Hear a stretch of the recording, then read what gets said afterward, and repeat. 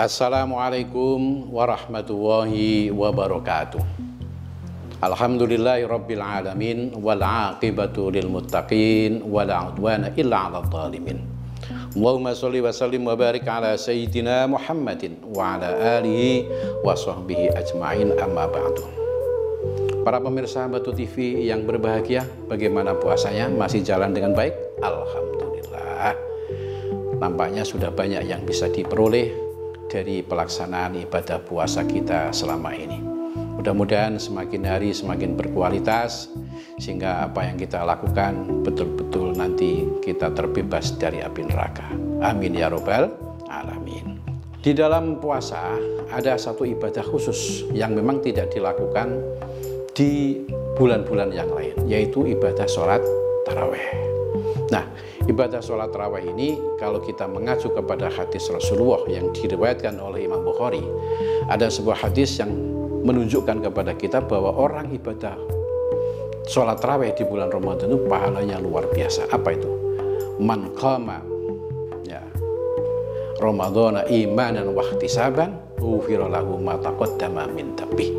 Siapa yang melaksanakan ibadah sholat taraweh, di sini para ahli hadis dan juga para ulama banyak sepakat bahwa yang disebut dengan qoma di sini itu adalah pelaksanaan ibadah taraweh. Orang yang ibadah taraweh di bulan Ramadan ini akan diampuni dosanya. Ghufira lahu ma taqaddama min dhanbihi. Yang sudah lalu-lalu itu diampuni oleh Allah. Memang bulan Ramadan adalah syahrul maghfirah, bulan ampunan. Nah, di sini persoalannya, kemudian kita bisa tahu bahwa pelaksanaan ibadah tarawih ini banyak perdebatan, baik rokaatnya, baik pelaksanaan jamaahnya. Baik, oleh karena itu pada kesempatan ini saya ingin coba menyampaikan begini. Pada masa Rasulullah, ibadah sholat tarawih itu dilakukan oleh Rasulullah. Rasulullah itu tarawih berjamaah itu hanya sekitar 3 hari saja. Kenapa demikian? Karena begitu beliau itu tarawih, itu banyak jamaah yang mengikutinya.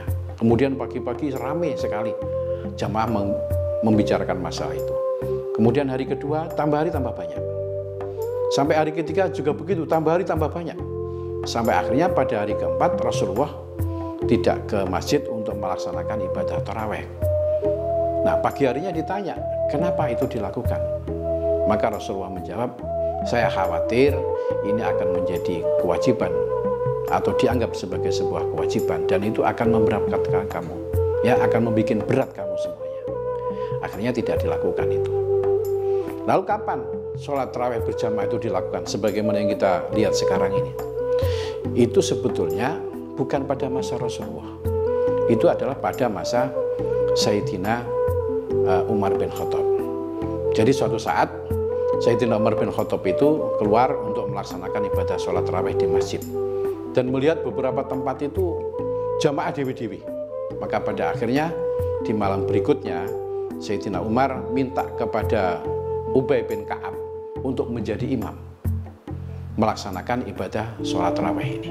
Dan ternyata luar biasa banyaknya. Nah, begitu pula pada hari berikutnya ketika sholat tarawih dilaksanakan, itu juga demikian. Ternyata sudah diimami oleh seorang dan jumlah jamaah cukup banyak. Sampai akhirnya Sayyidina Umar bin Khattab mengatakan, nikmatul bid'ah hadi. Nikmatul bid'ah hadi. Bahwa sebaik-baik bid'ah itu adalah seperti ini. Artinya apa? Hal-hal yang tidak dilakukan oleh Rasulullah, dilakukan oleh Rasulullah. Nah, itu pelaksanaannya. Nah, ada hal yang menarik lagi tentang pahala sholat tarawih. Pahala sholat tarawih kemudian muncul seperti seolah hadis bahwa setiap hari itu pahalanya ini, kalau hari kedua ini, dan lain sebagainya. Nuwun sewu, sebetulnya kalau itu dikatakan hadis, nampaknya bukan hadis. Kenapa? Karena itu hanya makalah, tidak ada sanadnya dan tidak ada rawinya. Sebab itu diambil dari kitab Durratun Nasihin, dan biasanya kitab Durratun Nasihin seperti itu. Ya, mari kita sholat tarawih secara khusyuk dan mudah-mudahan kita mendapatkan ampunan dari Allah, mendapatkan pembebasan diri kita dari api neraka. Dan tarawih sebetulnya kalau menurut aturannya itu dilakukan ya di akhir malam, tapi tidak apa-apa kita lakukan setelah sholat Isya. Kenapa demikian? Ya itu kemungkinan yang paling enak, sebab kalau dilakukan di akhir malam itu kemungkinannya malah gak tarawih kabeh. Apa? Kenaan turu, gitu ya. Itu kemungkinan yang terjadi.